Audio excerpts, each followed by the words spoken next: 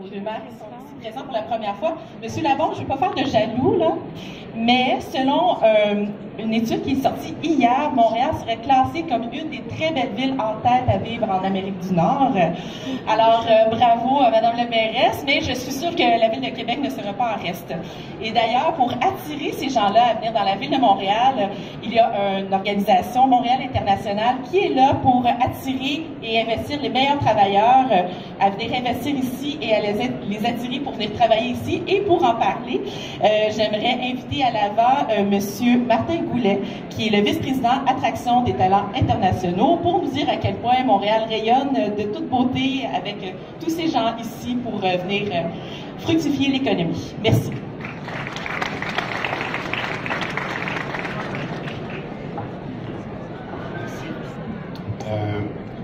Monsieur le ministre Hortel, Madame la mairesse Plante, Monsieur le maire Labaume, distingués invités, visiteurs, exposants, collègues, Montréal International est heureux de s'associer encore cette année au Salon de l'immigration et de l'intégration du Québec.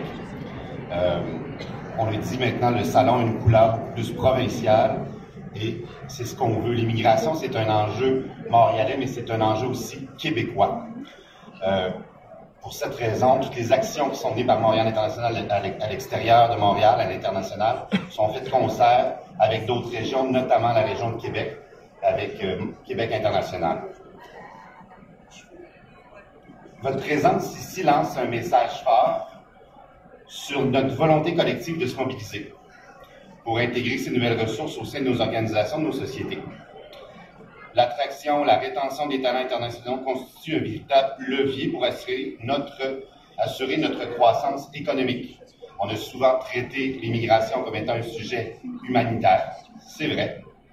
Maintenant, l'immigration est un sujet aussi économique. Et ce ministère-là doit être traité comme un ministère à vocation aussi économique.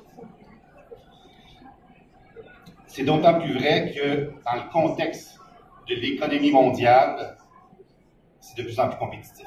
On n'est pas les seuls sur la patinoire de l'attraction de talent.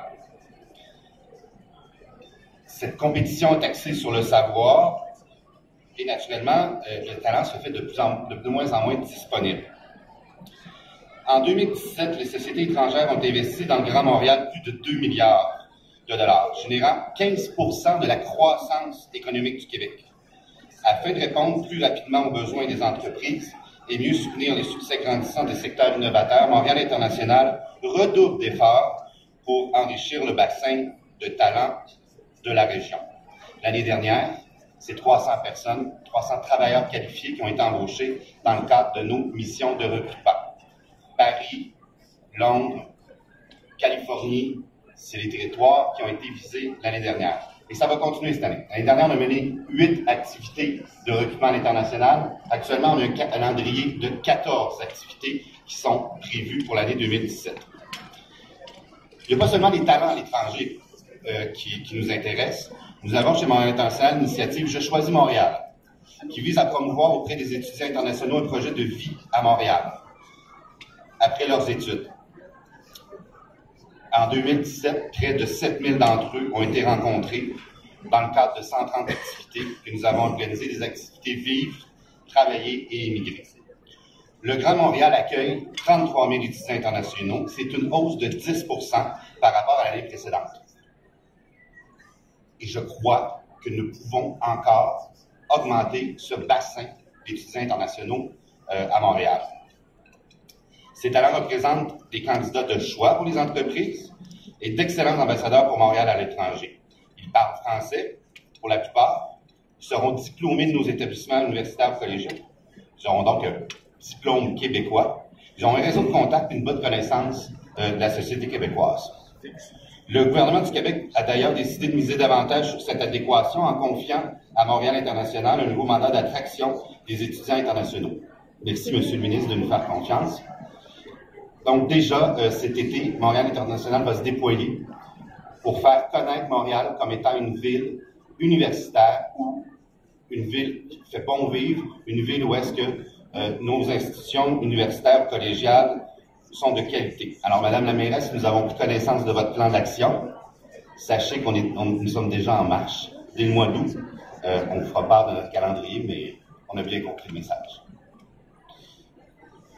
En terminant, j'aimerais profiter de l'occasion pour inviter les étudiants internationaux qui sont présents ici à découvrir le site jechoisis-montréal.com et à visiter notre espace étudiants internationaux ici, tout au fond du salon.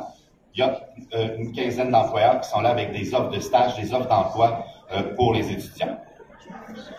On remarque dans les derniers mois une hausse marquée de l'intérêt et des échanges provenant de l'international avec le vent de protectionnisme qui balaie actuellement la planète. Il est fondamental de maintenir le cap sur notre stratégie d'ouverture sur le monde et de promouvoir les marches fortes et cohésives du Grand Montréal. Alors à tous, je vous dis bienvenue chez vous et bon salon.